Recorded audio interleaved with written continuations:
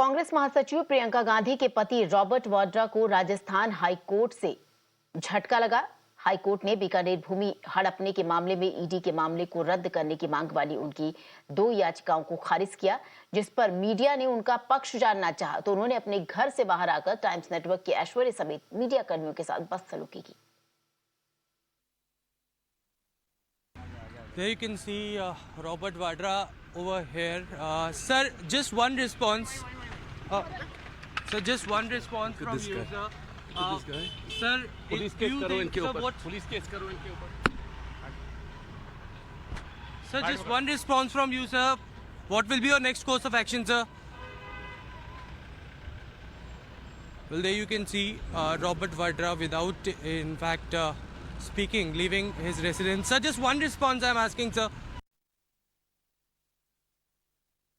Aishwarya, our colleague, had a very mild-mannered way of asking that question. You know, if I were to be in his position, in his shoes, which I have been at many places, and I have encountered many rich, wealthy, connected, mighty people like Mr. Vijay Mallya, I would have been actually far more harsher in my questioning, because journalists have a duty. And that duty is not to the rich, mighty, connected, and influential. That duty is to the people of the country that they work in. And that duty is to get questions from people like Mr. Vadra, Mr. Mallya, Mr. Nirav Modi, and all other accused of graft, howsoever high, howsoever mighty, howsoever well-connected they may be.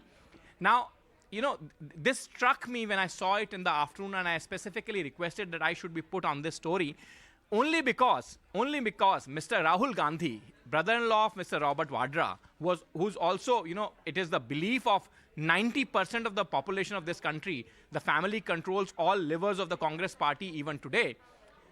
At every occasion berates Prime Minister Modi, berates Bharatiya Janata Party for trying to muzzle democracy, trying to muzzle the press. Obviously, press has a very vital role to play in a democracy. And look at the behavior of his brother-in-law.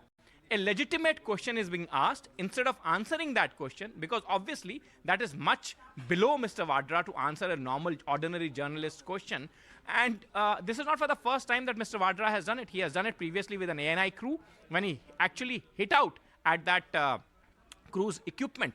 And again today, a legitimate question being asked. Forget about Mr. Modi's muzzling of the press, state instrumentalities being used. A private citizen accused of graft, coming from a political family, some would say number one political family of this country, refuses to answer and says, you know, police case karo. And you know, this police is the same state instrumentality which the Congress party, which Mr. Rahul Gandhi time and again accused of being handmaiden of Mr.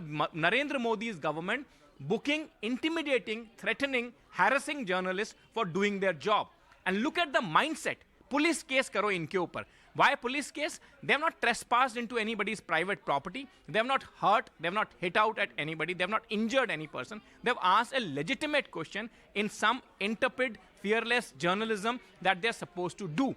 And this is the mindset which actually percolates in the entire political class against a pillar of democracy, which is journalists and journalism, and that is what it is. Police case karo in pe. So I think, you know, Mr. Rahul Gandhi, instead of taking on Mr. Narendra Modi and berating the government for muzzling the press and asking the press persons questions in a democracy, in a full press conference, aapko dar to nahi lag raha hai, should actually do some tutoring of his brother-in-law and tell him that the same police instrumentality, as of now at least, does not belong to him and will not dance on his tunes anymore till the time his family is out of power, and therefore he cannot and he dare not threaten journalists with police cases.